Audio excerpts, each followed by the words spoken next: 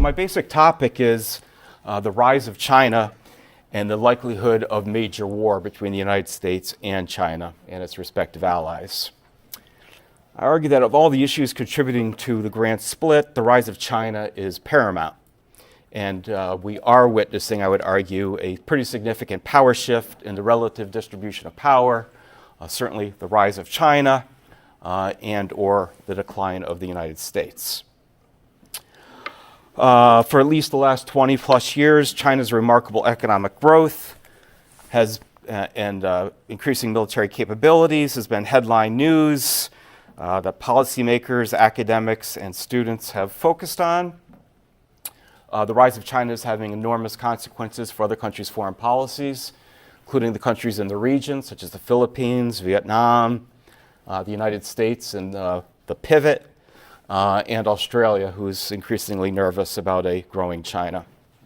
It has also raised the likelihood of major war. And here we've come full circle. 1989, Francis Fukuyama proclaimed the end of history, and that the biggest issue we'd have to deal with was boredom. The idea of war in Europe was seen as nonsensical, something a few dinosaur realists talked about, and that the future looked like a very bright, peace-loving, democratic community and all. But in a relatively short period of time, we've gone from that to a plethora of books, articles, war game strategies, war game scenarios, policy changes that forecast an impending war between the United States and China. And not only that, of course, we have a major war in Ukraine. We have a major war in Gaza that has great potential to become a greater Middle Eastern war. So that's the gloom and doom. So the outline of my paper are basically two aims. The first is to examine the possibility of a major war between the United States and China. And secondly, to see what can be done to lessen the possibility that the current power transition that we're underway, this rise and fall of power dynamic, does not result in major war, whereas it often has in the past. So three sections. First is to provide some data on China's growing economic and military capabilities. I am aware that some of these indicators recently have gone in the wrong direction. I had a student write a wonderful paper showing that the United States is pushing far, far ahead of China, and that China's having all kinds of problems economically, in terms of population. So I'm aware of all that, but I'm going to call myself a China rising optimist, which may partly stem from the wonderful trip I was able to take with Piotr to China before COVID.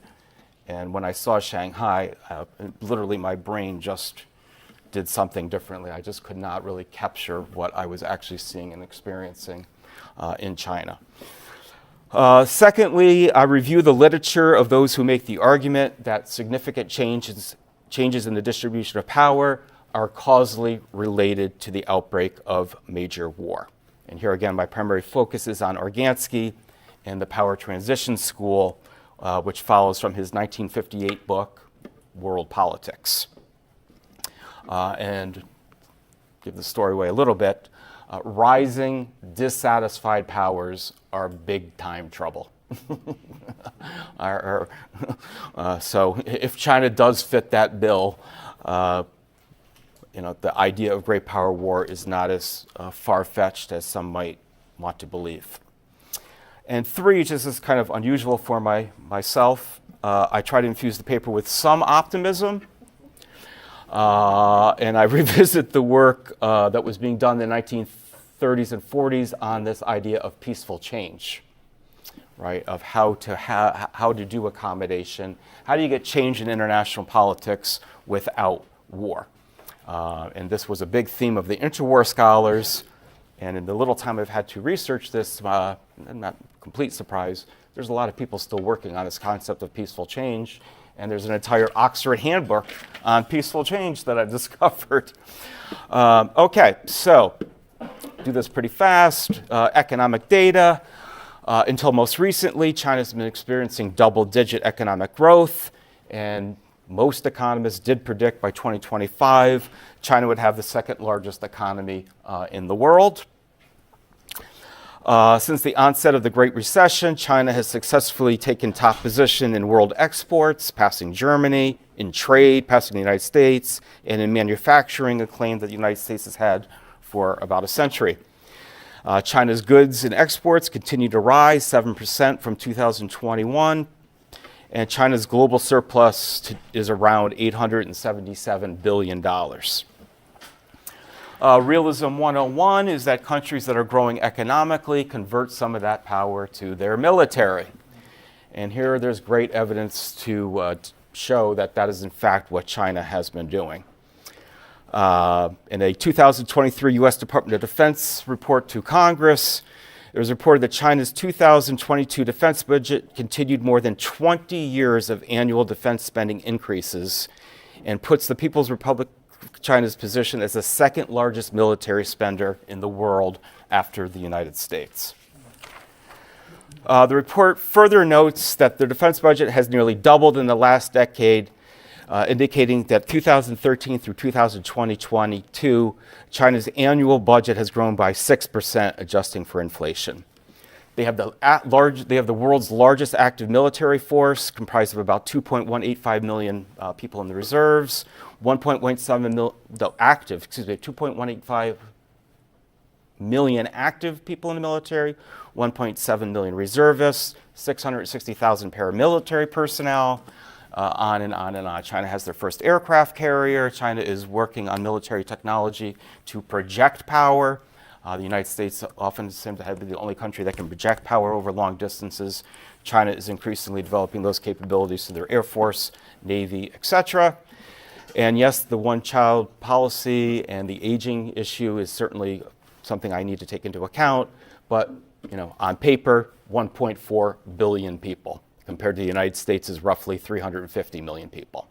And power transition theory is going to argue that population is one of the key ingredients for great power status.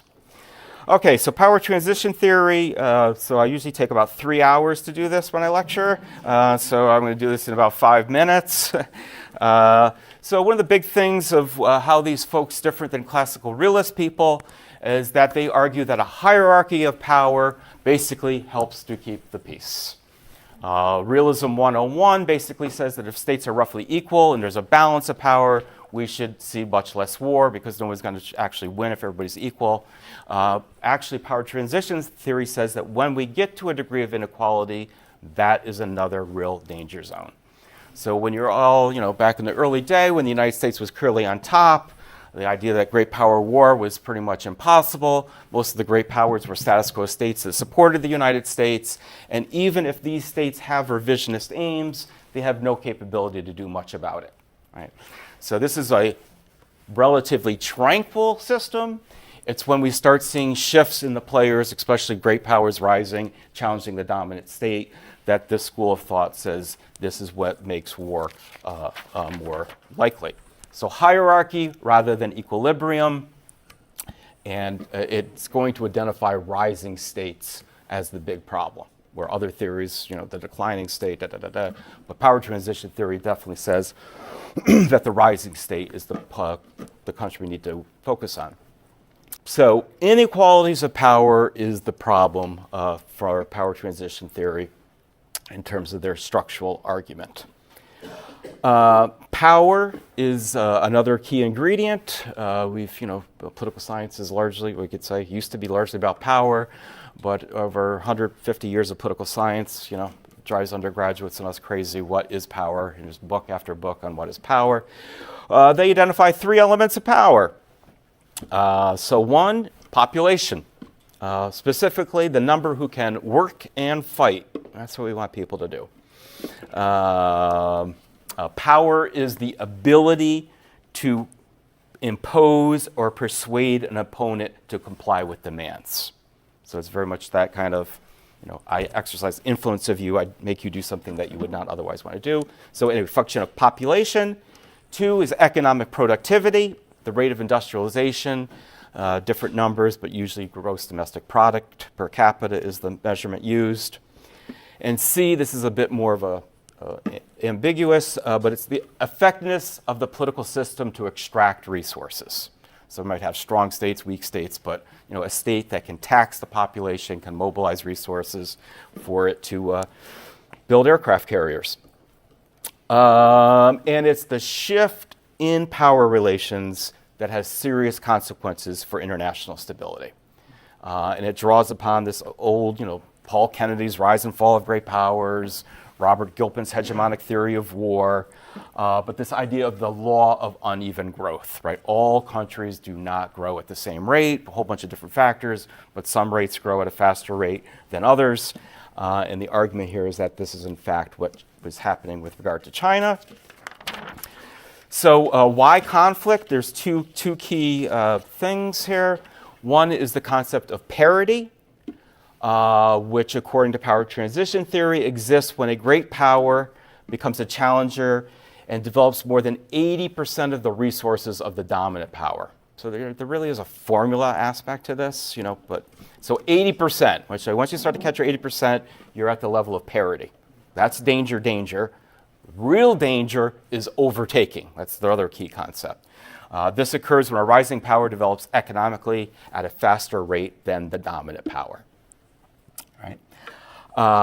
So it could be changes in industrialization, changes in technology, changes in worker productivity, et cetera, that can trigger this. Now, the other thing that I find very interesting about power transition theory is this third element, the degree of satisfaction or dissatisfaction that the rising power might have. Right? So basically, this is not just true to power transition theory, but it sees a world of status quo states, happy with the existing order. They basically get their interests realized more often than not, and they are willing to go along with the existing system. The other types of state are dissatisfied revisionist states.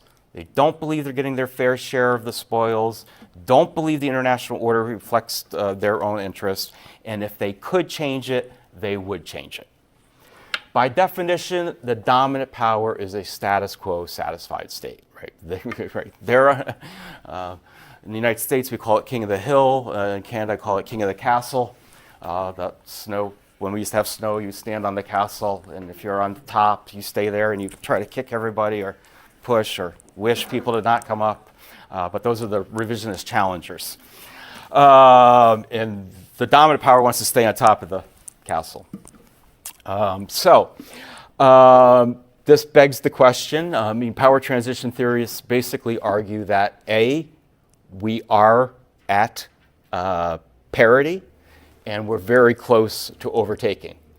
So the $20 question becomes, is China a satisfied status quo power, or is China a revisionist power?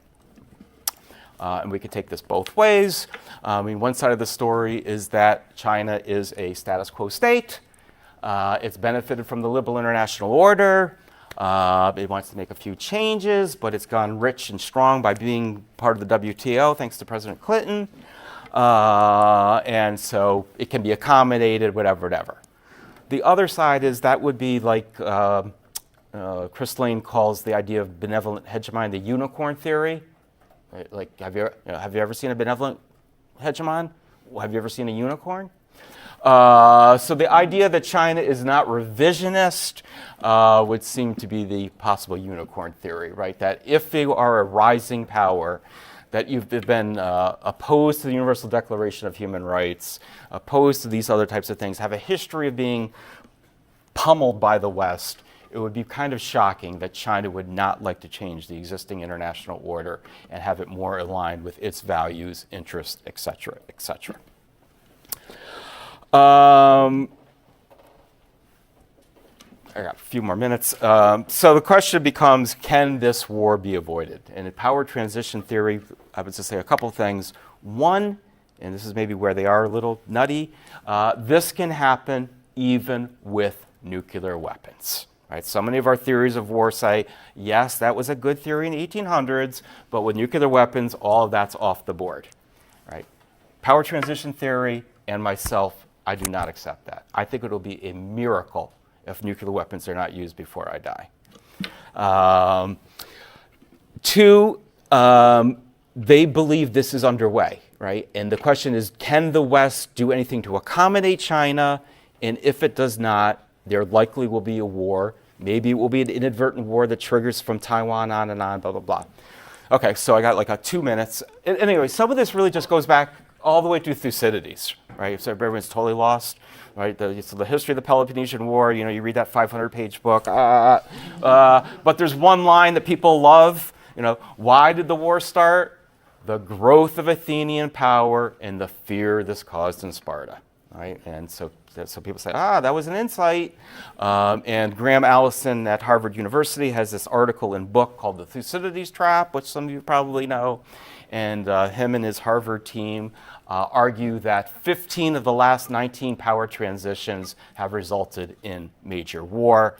And they are pretty grim about the prospects of us avoiding a major war in the future. If you found this video informative, don't forget to give it a thumbs up, subscribe, and hit that notification bell so you never miss an update on the stories that shape our world. This is Adaka Africa, bringing you the geopolitics you need to know. See you in the next one.